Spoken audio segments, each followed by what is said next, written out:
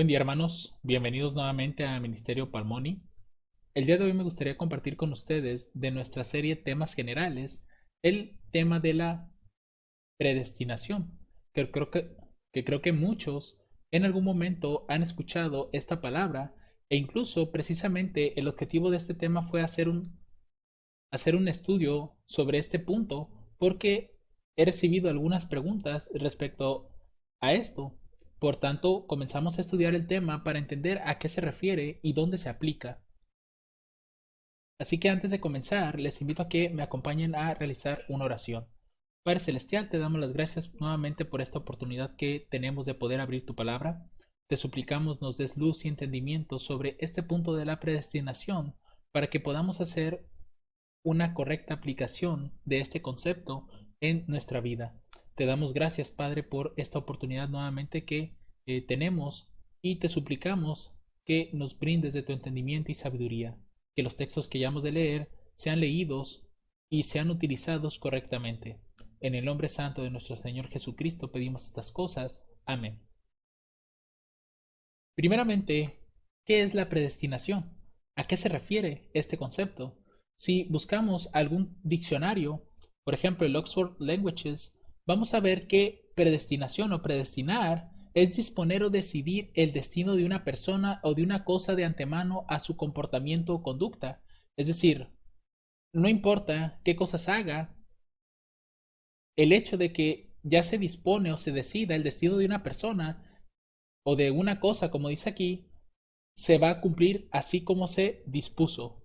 Si esto no queda todavía claro, el diccionario Oxford nos da otra definición y nos dice que en teología, que es precisamente de lo que se trata el estudio de las cosas de Dios, es elegir Dios desde la creación del mundo a las personas que por medio de su gracia gozarán de la salvación eterna o se condenarán. Es decir, la predestinación, cuando nosotros escuchamos esto en algún tema bíblico, tal vez se nos vaya a enseñar que esto se refiere a que Dios ya eligió a las personas que han de salvarse y a las personas que han de perderse. En otras palabras, Dios está destinando ya de antemano a algunas personas a perdición eterna y a otras a salvación eterna. Ahora bien, ¿de dónde vino todo esto acerca de la predestinación? ¿Quién fue el que comenzó a promocionar o a predicar este concepto? De acuerdo a lo que encontré, esto comenzó a ser predicado por Juan Calvino. Él creía en la doble predestinación, es decir, en que desde el principio de la creación Dios había predeterminado, noten esto, predeterminado ya quién se salvaría y quién se condenaría. Así que estamos entendiendo correctamente que la predestinación, de acuerdo a lo que estamos leyendo, se refiere a que Dios, en nuestro caso, ya decidió el destino de cada persona. Es decir, tal hermano se salva, tal hermano se pierde. Independientemente de lo que haga este hermano, ya está destinado a perderse. Es decir, Dios ya eligió que esa persona va a ser condenada. Ahora, la Biblia habla de esto. Hay pasajes que nos hablan acerca de la predestinación. La verdad es que sí. Hay algunos pasajes que contienen esta palabra. Por ejemplo, uno de ellos es Romanos capítulo 8, versículos 28 al 29. Este pasaje dice lo siguiente: y sabemos que todas las cosas ayudan a bien, a los que aman a Dios, a los que conforme a su propósito son llamados, porque a los que antes conoció, noten, también los predestinó. Ahí tenemos esa palabra, predestinación, para que fuesen hechos conforme a la imagen de su Hijo, para que Él sea el primogénito entre muchos hermanos. Este pasaje pareciera indicar que Dios ya predestinó a algunas personas para que fuesen hechos conforme a la imagen de su Hijo, para que Él sea el primogénito entre muchos hermanos. Es decir, ya hay personas que fueron destinadas a salvarse. Eso es prácticamente lo que muchos comentan referente a este pasaje. Otro pasaje que también utilizan para hablar sobre la predestinación es el libro de Efesios capítulo 1, los versos 5 y 11. Dice, habiéndonos predestinado, ahí tenemos esa palabra, para ser adoptados hijos suyos por medio de Jesucristo según el beneplácito de su voluntad. Es decir, pareciera ser que Dios ya eligió a personas para que fuesen hijos suyos. Es decir, ya estas personas, independientemente de lo que hagan, porque pues de eso se trata la predestinación, que realmente A pesar de que tú cambies tu conducta, si Dios ya decidió que te vas a perder, así será tu fin. Este principio aplicaría también para los salvos, independientemente que una persona ande mal, pareciera ser que esta persona va a salvarse. ¿Por qué? Porque Dios ya predestinó a estas personas para que fuesen salvas. Ahora el verso 11 dice lo siguiente, en quien también obtuvimos herencia, habiendo sido predestinados, noten, conforme al propósito de aquel que hace todas las cosas según el consejo de su voluntad. Aquí nuevamente se transmite esa idea. Y finalmente, Primera de Corintios capítulo 2, versos 6 y 7 es también donde encontramos ese concepto de predestinación. Dice, pero hablamos sabiduría entre perfectos y sabiduría no de este mundo, ni de los príncipes de este mundo que se desvanece, mas hablamos sabiduría de Dios en misterio, la sabiduría encubierta, la cual Dios predestinó antes de los siglos para nuestra gloria. Noten, hay una sabiduría que Dios ya predestinó antes de los siglos para nuestra gloria, la que ninguno de los príncipes de este mundo conoció, porque si la hubieran conocido, nunca hubieran crucificado al Señor de gloria. Esos príncipes de los que habla aquí, pues se refiere a los fariseos, saduceos y muchos otros que entregaron a nuestro Señor Jesucristo a la muerte. Ahora, esta palabra predestinó o predestinado, ¿cuál es la palabra en griego?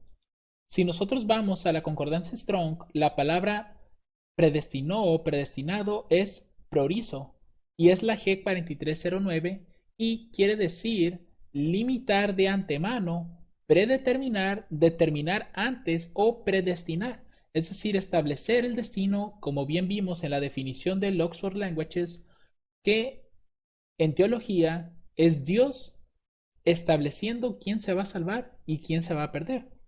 Esa es como la definición. Y aquí vemos que precisamente la palabra priorizo hace referencia a que algo se está determinando desde antes. Así que estos pasajes parecieran transmitirnos la idea de que sí existe la predestinación.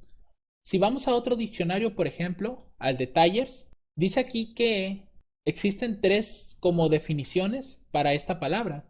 Es predeterminar o decidir de antemano.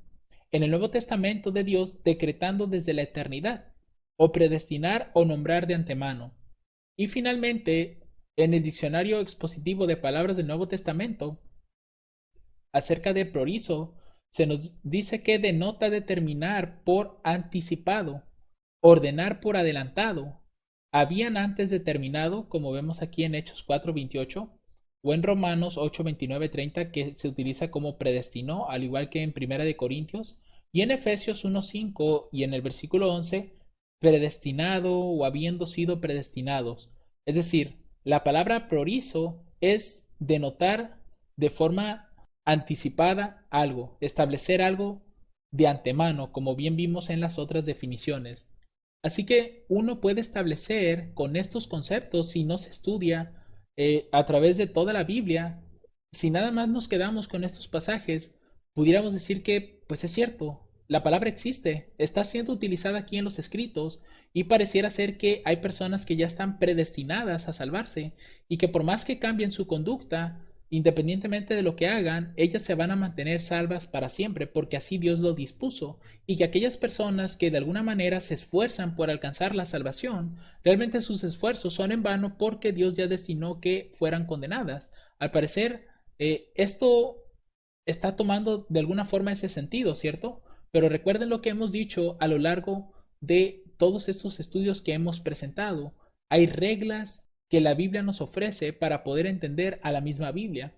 Y esas reglas las podemos ver dentro de los 14 principios de interpretación que escribió William Miller, que también ya les hemos comentado que tenemos una serie completa ya finalizada sobre esas reglas y el uso y los pasajes de cada una de las reglas. Ahora, la regla que estaremos utilizando aquí es la regla número 5, que también hay otras reglas, pero precisamente esta regla es la que más llama la atención para entender este tema de la predestinación.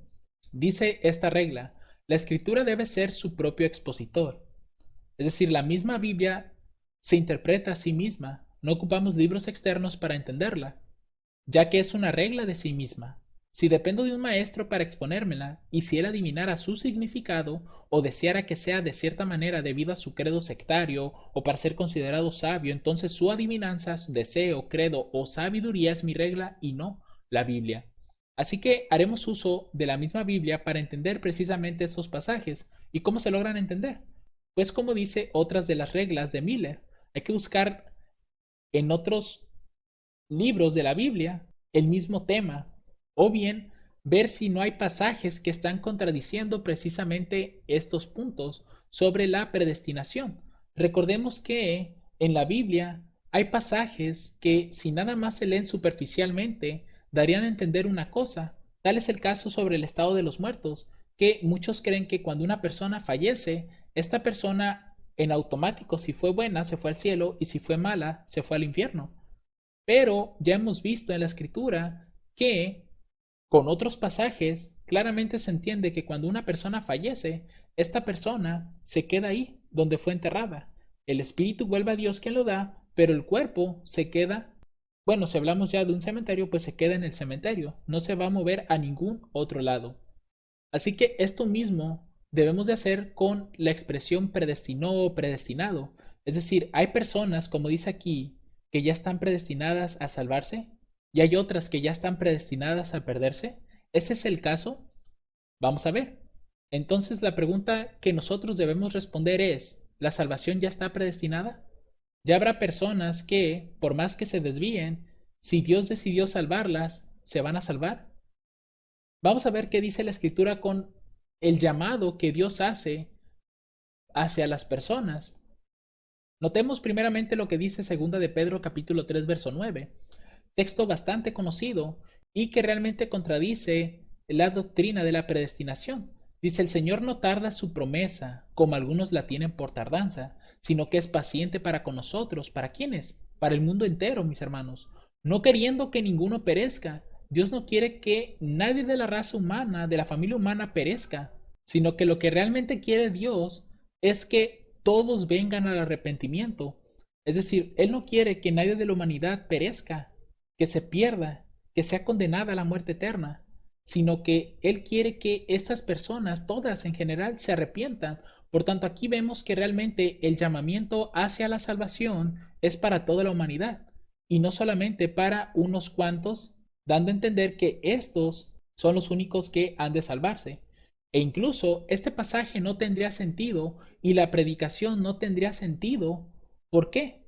Porque si ya hay personas que están destinadas a salvarse de acuerdo a lo que Dios ha establecido, pues no tiene caso predicar un evangelio si ya hay personas que se van a salvar. ¿Por qué? Porque Dios ya predestinó que esas personas sean salvas. Entonces desde ahí vemos que esta doctrina tiene como ciertos huecos dentro de sus argumentos. Pero sigamos viendo otras citas para comprender más este punto y quedar establecido qué es lo que dice la escritura respecto a la salvación. Mateo capítulo 9 versos 12 y 13, aquí es Cristo quien está hablando, y dice lo siguiente, y oyéndolo Jesús les dijo, los que están sanos no tienen necesidad de médico, sino los que están enfermos. Id pues y aprended lo que significa, misericordia quiero, y no sacrificio, porque no he venido a llamar a justos, sino a pecadores al arrepentimiento. ¿A qué vino Cristo a este mundo? No a llamar a los justos, sino a los pecadores al arrepentimiento. Y basándonos en lo que dijo en el verso 12, los justos son las personas que están sanas, pero los pecadores son las personas que necesitan al médico, en este caso, Cristo. ¿Y quiénes son las personas pecadoras? De acuerdo a lo que nos dice Romanos capítulo 3 versos 23, por cuanto todos pecaron, hablando en general a la humanidad, están destituidos de la gloria de Dios. Entonces, ¿quiénes son los enfermos? ¿Quiénes son los pecadores? Toda la humanidad. Entonces, ese llamamiento que Cristo vino a hacer no era una predicación que nada más se le iba a dar a los que supuestamente ya estaban predestinados a salvarse, porque realmente estamos viendo con estos pasajes que el llamamiento a la salvación es un llamamiento general a la humanidad entera, a cualquiera que sea pecador. Y ya vimos con Romanos 3:23 que realmente toda la familia humana, todos pecaron y todos están destituidos de la gloria de Dios. Y lo confirmamos todavía más por el verso 12 de ese mismo capítulo. Todos se desviaron del camino, a una se hicieron inútiles. No hay quien haga lo bueno, no hay ni siquiera uno. No hay ni una persona en este mundo que haga lo bueno. Todos, como dice aquí, nos volvimos inútiles. No podemos hacer lo bueno por nuestra propia cuenta. Necesitamos a Dios para poder lograrlo. Por eso es que dice aquí, no hay ni siquiera uno. Por tanto, toda la humanidad está enferma y toda la humanidad necesita al médico. ¿Y quién es el médico? Es Cristo. Cristo vino a llamar a la humanidad entera a un arrepentimiento, tal y como lo vimos en el libro de Pedro, en segunda de Pedro, capítulo 3. Es decir, Dios no quiere que nadie perezca, sino que todos procedan al arrepentimiento, de manera que realmente no hay personas que están destinadas a salvarse. Simplemente son personas que aceptaron la gracia de Dios y el hecho de que hubieran aceptado esa gracia, Dios los justifica a través de Cristo y los santifica por su palabra. Y si ellos se mantienen unidos a Cristo y guardan todas las palabras que Cristo ha dicho, estas personas, siguiendo esa conducta, están destinadas a salvarse. ¿Por qué? Porque Dios así lo ha dispuesto. Ahora bien, el Salmo 53, versículo 3, es aquí donde nosotros confirmamos nuevamente que toda la humanidad está corrompida. Dice, cada uno se había vuelto atrás, todos se habían corrompido, no hay quien haga el bien, no hay ni siquiera uno. Nuevamente se confirma esta palabra, todos estamos enfermos, todos necesitamos de Cristo, del gran médico de médicos, para poder sanarnos del pecado. Ahora, Cristo más adelante nos dice en el libro de Juan capítulo 14 versos del 1 al 4, nuevamente ahí tenemos esa invitación. Dice, no se turbe vuestro corazón, creéis en Dios, creed también en mí. En la casa de mi Padre muchas mansiones hay. Si así no fuera, yo os lo hubiera dicho. Voy pues a preparar lugar para vosotros, y si me fuere y os prepararé lugar, vendré otra vez y os tomaré a mí mismo, para que donde yo estoy, vosotros también estéis. Y sabéis a dónde voy y sabéis el camino. ¿Qué quiso dar a entender Cristo con estas palabras? Que realmente en el cielo hay muchísimas mansiones para todos aquellos que quieran aceptar su gracia. Pero solamente ¿qué hay que hacer? Aceptar, seguir ese camino que Cristo ha dispuesto, mantenernos en él hasta que Él venga o hasta que pues lleguemos al descanso. Pero ¿qué hay que hacer? Mantenernos en Cristo. Y esa invitación que vemos aquí no está hecha nada más para los apóstoles.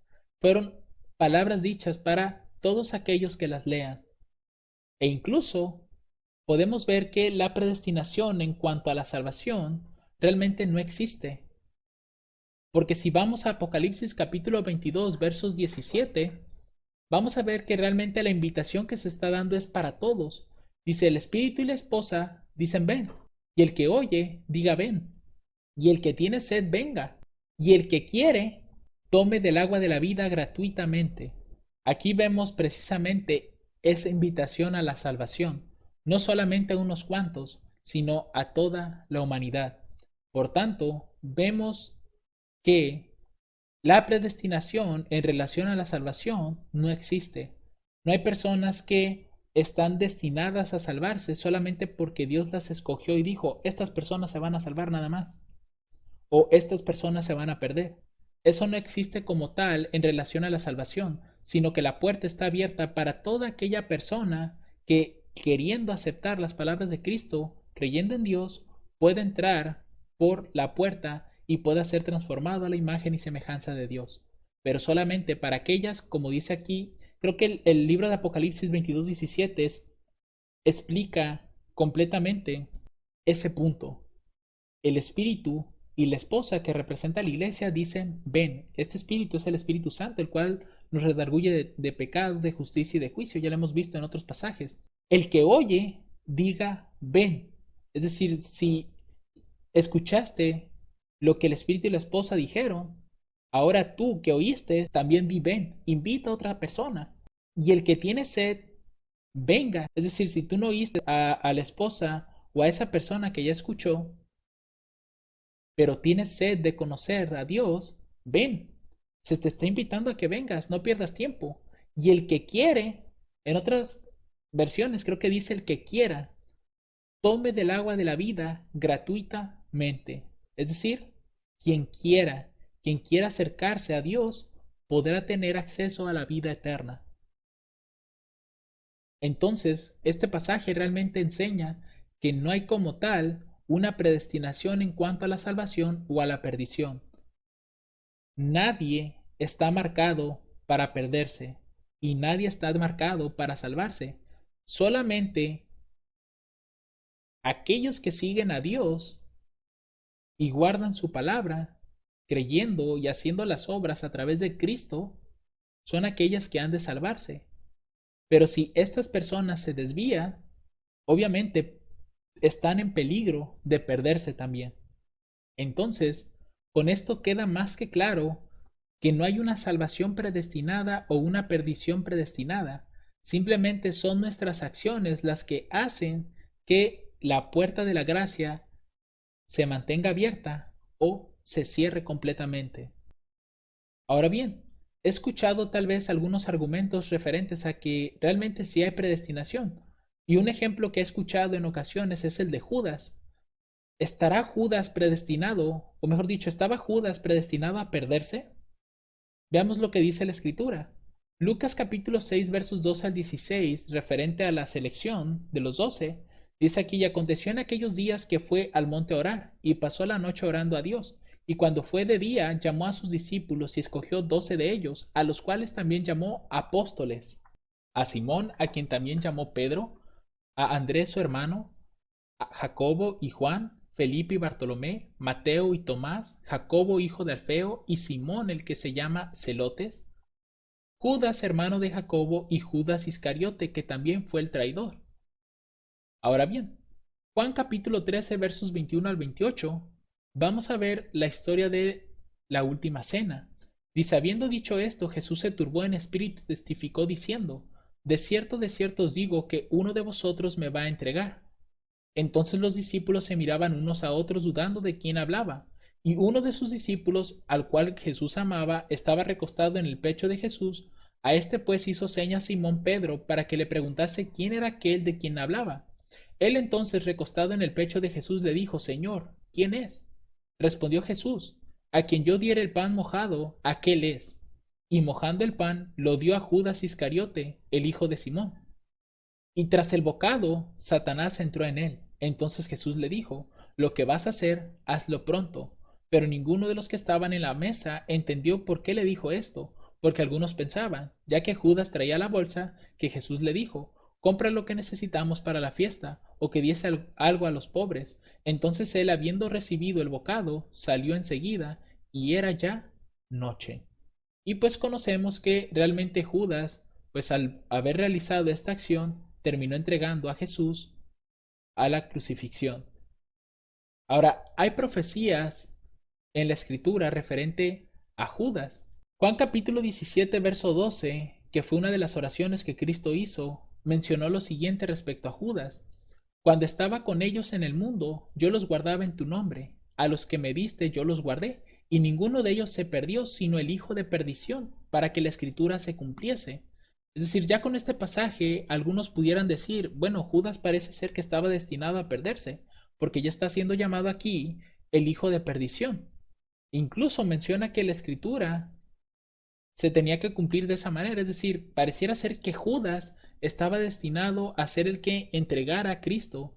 Por tanto, ahí estamos hablando de una predestinación. Muchos pudieran argumentar esa parte, pero veamos lo que dice Salmos capítulo 41, verso 9. Vamos a ver las profecías, que realmente son dos pasajes los que pude encontrar referente a Judas entregando a su maestro.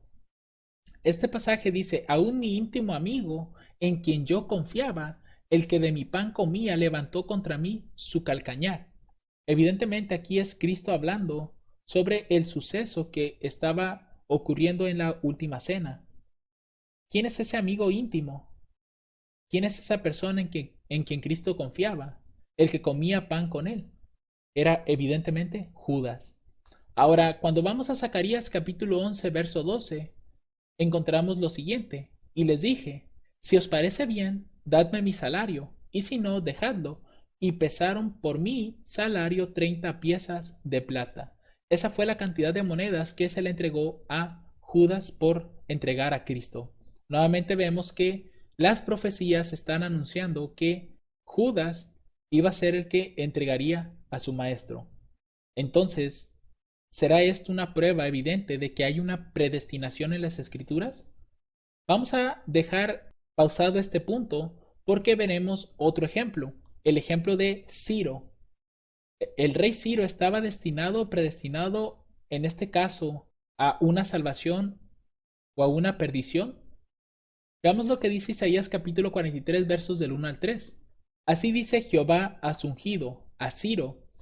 Para esto, Ciro todavía no había nacido. De hecho, creo que faltaba mucho tiempo para que él naciera. Pero aquí Dios ya le estaba revelando a Isaías el nombre que iba a tener esta persona, al cual tomé yo por su mano derecha, para sujetar naciones delante de él, y desatar lomos de reyes, para abrir delante de él puertas, y las puertas no se cerrarán. Yo iré delante de ti, y enderezaré los lugares torcidos, quebraré puertas de bronce, y cerrojos de hierro haré pedazos, y te daré los tesoros escondidos y las riquezas de los lugares secretos, para que sepas que yo soy Jehová, el Dios de Israel, el que te llama por tu nombre.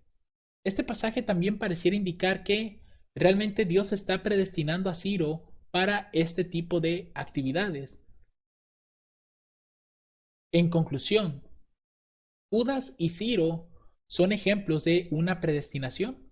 Es decir, Dios ya estaba estableciendo que el comportamiento o el destino en cuanto a salvación y perdición de estas personas. Realmente con los pasajes que hemos visto referente a la predestinación, tenemos una predestinación en cuanto a salvación y otra en cuanto a las acciones. Pero hemos visto que la salvación como tal no aplica a la predestinación, porque ya hemos visto algunos pasajes referentes a que la invitación para salvarse es para toda la humanidad, para todos los que sean pecadores, y no únicamente para personas que aparentemente están predestinadas a salvarse. Pues como bien dije, no tendría caso que se predicara un evangelio donde Dios ya eligió a las personas que se van a salvar. No tendría sentido que ocurriera eso. Por tanto, vemos que la predestinación como tal no está aplicando a la salvación. Es decir, cada persona, con las decisiones que vaya tomando a lo largo de su vida, es como va a determinar su destino, si ha de salvarse o ha de perderse. Pero pareciera ser que sí hay una predestinación aplicada a las acciones. Es decir, lo que uno haga prácticamente está encaminando su destino hacia una perdición o una salvación. Ahora, de lo que vimos nosotros referente a Judas y a Ciro, que para ambos hubo profecías, vamos a notar que en el caso de Ciro, la de él es una profecía por nombre. ¿Por qué? Porque está especificando el nombre de la persona y está diciendo todas las cosas que realizará. Ahora, vimos también que la profecía de Judas es una profecía sin nombre, porque realmente los pasajes no nos están diciendo quién es, no nos está dando un nombre, pero sí nos está diciendo las acciones que va a tomar esa persona. Va a ser un amigo íntimo de Jesús, va a ser alguien que comía de su pan junto con él. Ese sería el que le entregaría por 30 piezas de plata. Pero en el caso de Ciro, vemos que se está mencionando una profecía referente a Ciro por nombre. Se está mencionando su nombre y todas las cosas que él desempeñaría. Ahora, dentro de las profecías sin nombre, realmente la predestinación está aplicando en el sentido de la posición. Lo que está siendo destinado ahí es la posición y no tanto la persona. ¿Por qué digo esto? Porque realmente, por ejemplo, si hablamos del dragón, si habláramos de la bestia o si habláramos del falso profeta, realmente no hay una persona específica que esté representando a estos poderes, que esté siendo destinada por Dios para que sea la que se pierda. Fueron sus acciones las que lo fueron llevando hacia ese punto. En otras palabras, Judas no hubiera sido la persona que hubiera entregado a Cristo si él no se hubiera colocado en esa posición. Es decir, lo que se está relatando en las profecías son, cuando no se menciona el nombre, son posiciones en las cuales Hay personas que mediante las decisiones que van tomando a lo largo de su vida se van colocando en esa posición.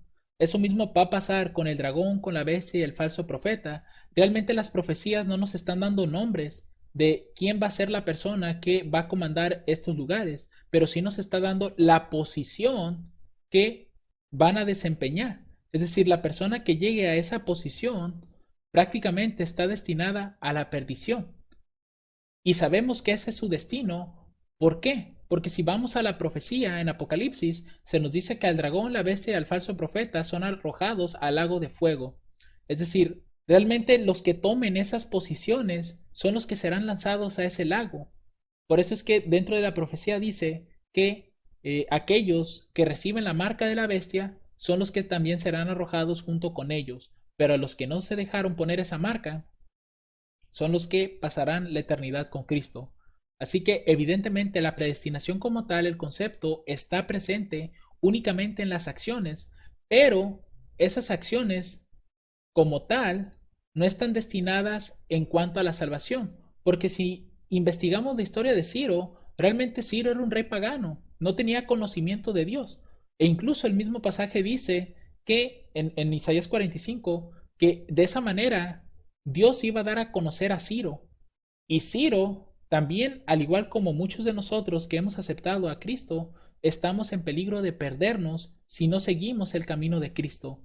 Así pasará con todas las personas de este mundo, a pesar de que ya hayan escuchado el mensaje de salvación, si estos no viven de acuerdo a esa voluntad de Dios, se van a terminar perdiendo. ¿Por qué? Porque no quisieron seguir a Dios.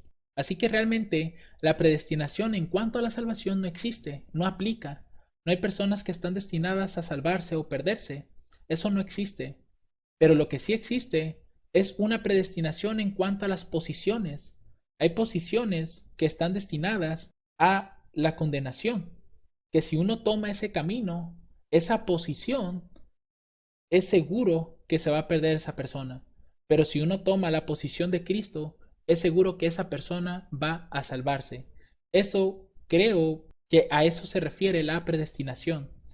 No es nada relacionado a una salvación, sino a las posiciones. ¿Y cómo se llega a esa posición? Dijimos, a través de las acciones, que prácticamente son las decisiones que nosotros tomamos día a día. Ahora, esto que vemos de Ciro y de Judá, específicamente de Ciro, Dios estaba profetizando lo que Dios haría con él, siempre y cuando esa persona se dejara influenciar por el Espíritu de Dios, porque de otra forma, la persona que rechaza a Dios, Dios no puede trabajar con esa persona. Entonces vemos que Ciro sí iba a terminar por recibir a Dios en su corazón y iba a hacer todo lo que Dios le estuviera demandando. Y por lo menos a través de la escritura podemos tal vez definir que Ciro se salvó, porque no se menciona más adelante que tal vez se haya perdido o haya hecho algo incorrecto, aunque sí hizo cosas incorrectas, pero pues realmente él reflexionó sobre eso, pero Dios no estaba destinándolo a que él se iba a salvar. Simplemente estaba mostrando lo que iba a hacer Dios a través de él si éste se dejaba influenciar por su Santo Espíritu. Asimismo, lo que vemos en relación a Judas, Judas realmente no estaba destinado a perderse. Por eso es que no se está mencionando su nombre, porque realmente bien pudo haber sido Judas o bien pudo haber sido otra persona que haya tomado ese cargo. Recuerden que la raíz del mal que creció en Judas era su avaricia. Y esa avaricia, al no haberse desprendido de ese pecado, fue lo que lo llevó a la condenación. Terminó entregando, traicionando a su maestro.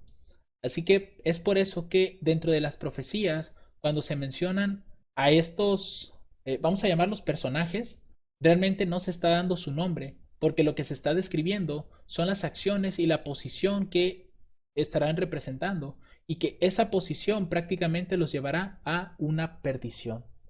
Así que hermanos, con esto concluimos nuestro estudio referente a la predestinación. Espero y haya quedado un poco más claro este punto. Y de igual forma, se les hace la invitación a que si tienen dudas sobre lo que se estuvo comentando aquí, o si alguno de ustedes quisiera hacer algún aporte, pues lo puede poner en la parte de abajo. Y de esa manera poder enriquecer todavía más este estudio. Que el Señor les bendiga abundantemente. Amén.